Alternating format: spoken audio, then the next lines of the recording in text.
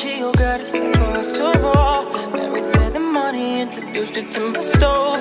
Showed her how to whip and now she makes some photos. She my trap queen, let her hit the bed low.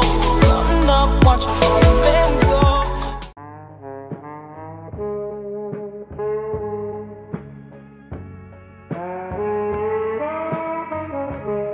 Yo les mecs, j'espère que vous allez bien, on se trouve pour une nouvelle vidéo. Donc aujourd'hui les mecs, d'informations sur GTA 5.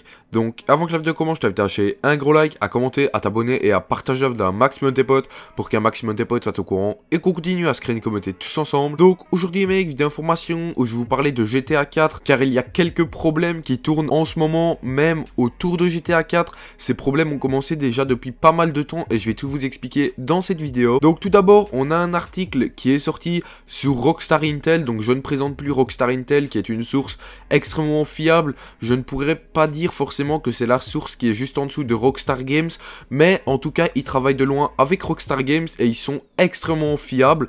Et donc tout simplement je vais vous lire un article concernant GTA 4 car depuis quelques jours Rockstar Games rencontre des problèmes de droits d'auteur avec les musiques qu'ils avaient mis dans GTA 4. Malheureusement ça arrive un peu avant les 10 ans de GTA 4, c'est assez dommage mais il y a des raisons pour ça. Donc comme je l'ai dit, il y a Rockstar Intel qui nous a sorti un article que je vais vous lire maintenant. Et donc Rockstar Intel nous disent: Grand Theft Auto est une série qui sera toujours connue pour les super bandes annonces originales de la plupart de ses jeux. Grand Theft Auto 4 était l'un d'entre eux, y compris une bande son incroyable mettant en vedette des artistes comme Kanye West, Queen, Bon Jovi et Bob Marley.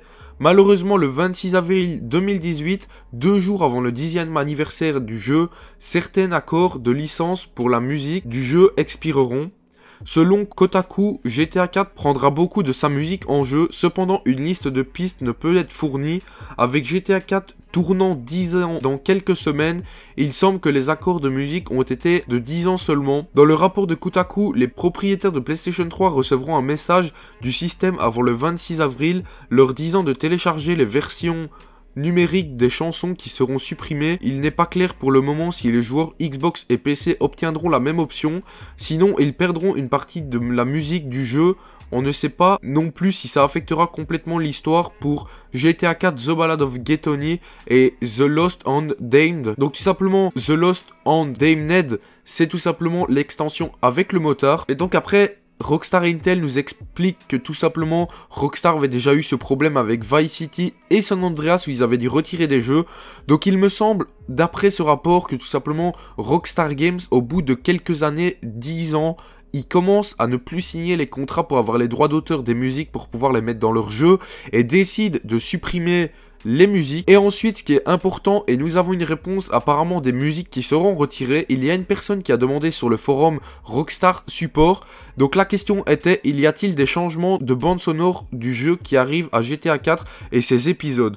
Donc cette personne n'était pas forcément sûre et il a reçu une réponse en disant: en raison des restrictions de licence de musique, nous sommes tenus de retirer certaines chansons de la bande son de Grand Theft Auto 4 et l'épisode The Lost and Damned et The Ballad of Gay Tony, ainsi que la collection GTA 4 épisode de Liberty City. Ces changements de bande sonore comprennent une grande partie de la station pop russe Vladivostok FM. Bien que cela signifie que certaines chansons sont supprimées, nous mettrons à jour la station avec de nouvelles ensembles de chansons. Donc tout simplement, d'après Rockstar Games, il y aura bel et bien une nouvelle mise à jour sur GTA 4.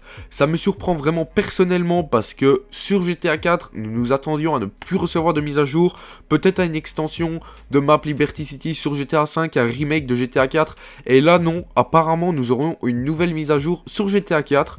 Donc la nouvelle mise à jour, comme vous le savez, comme je vous l'ai expliqué, ça comprendra seulement des nouvelles musiques pour remplacer les anciennes musiques. Donc peut-être que Rockstar auront signé des autres accords avec des autres chansons et plus ces musiques-là, mais on aura des autres musiques. C'est vrai que GTA 4 n'est plus forcément un jeu extrêmement joué en 2018 puisqu'il va fêter ses 10 ans.